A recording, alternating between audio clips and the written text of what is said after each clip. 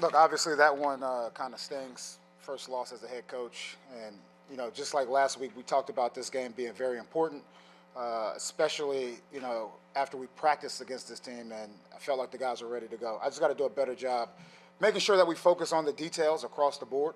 And I always believe in good fundamentals really outweighs the X's and O's. If you look at the game, the first half we tackled a lot better than we did the second half.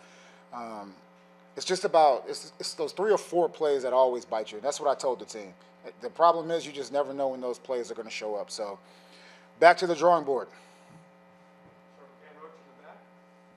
Jerod, you said that Drake would get more snaps. Just what did you see of him, particularly his poise and getting into the end zone? Yeah, he had great composure. I thought it was a good drive. I thought he went out there and did a lot of good things. So hopefully he can build on that, and we'll see how this week goes. Jerod, we haven't had a chance to talk to you since the Matthew Judon trade. I was wondering if you could comment on that.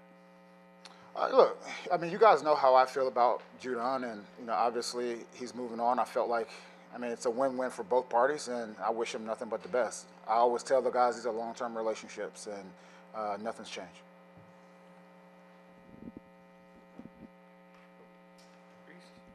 Building off that, Jerod, who are some of the players that you think might be a big part of filling, what Judon would have done for you? Yeah, we've gone years without having a premier rusher, right? Chandler Jones, the Judons of the world, but we were able to manufacture pass rush through our stunts and games and our game planning. So, look, it's not going to be one person. It's hard to sit here and say one person can replace Matthew Judon, both on the field and both on the field and off the field. But I think we have a good group ready to go and step into those shoes.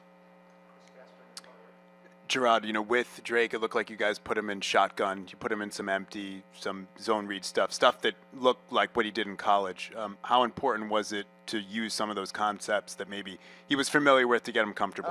It's very important to do those things. Like you said, he did it in college, and the problem is from college to here is just the language. And once you can start to link the language that you learned in college to the language that you're learning right now, the game becomes a little bit easier from an X's and O's perspective. So I look forward to seeing how he builds off of today, but he did a lot of good things.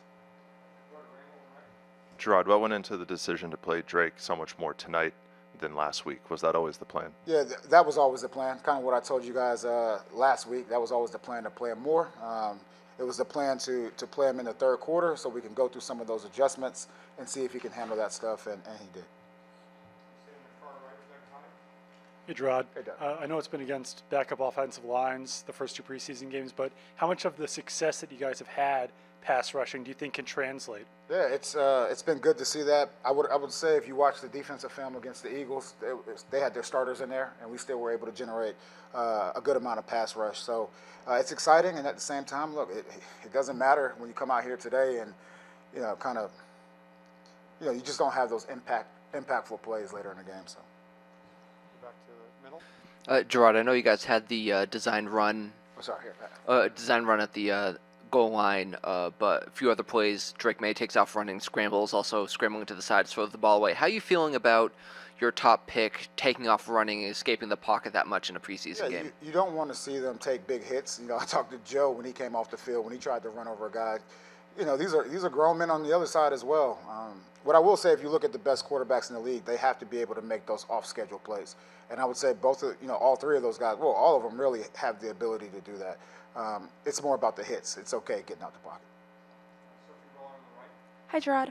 Hey. You talk about Drake Maye's composure. I was just curious how you've kind of seen that grow throughout this preseason, and what about it tonight that especially stuck out to you? Well, one of the reasons we drafted Drake was, through the interview process, you could kind of tell this was an even-keeled guy. And I think you guys can probably see it, from the stands. This guy doesn't get too high, doesn't get too low. He was like that in college. He probably was like that as a kid, and he remains that way now, which is a good thing for a quarterback. Those guys have to, they have to maintain their composure and get the call to the huddle and get those guys out the huddle and be ready to go. So he's always been like that in my mind. Jerod, for Drake's touchdown, you had 6 rookies on the field at the same time. How have you seen this group gel, and just kind of how cool of a moment was that for all those guys to be there? Yeah, it was great. It was great. And look, we hope that these guys can grow up together and develop together, and we have a good nucleus of guys in the future. And that's what that's kind of what we were aiming for. Alan Siegel on your left. Jerod, how much of a case is Kayshon Boutte making for not only stay with his team, but to be a consistent part of this offense? Yeah, I mean, he's making a great case. It seems like every day he's making plays. He runs good routes. He has good hands. The run after the catch ability, it's all there. Now it's about just gaining the trust not only of your teammates but also the coaches. So he definitely has a chance. Jerod, you talk about there are a lot of details that can be improved. Can you talk about the 2 drops from Javon Baker? Is that something that he can practice during the training, or that's some concentration he can pay more attention on? Absolutely. I think it's a combination of, concentration, figuring out what he has to do. And, look, he has good hands. He had good hands in college. He has good hands now. He just, he has to show that in the game. 2 more questions.